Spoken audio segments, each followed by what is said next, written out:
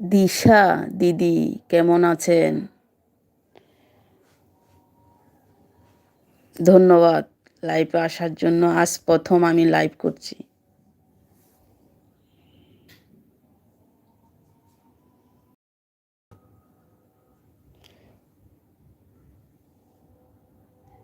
ও তাই।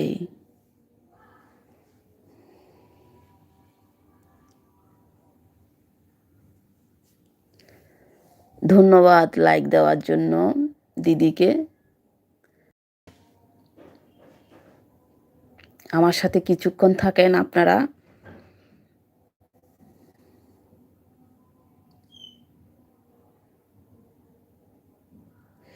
ভুলুটা আমি ঠিক জানি না, আমি শিখে নেব।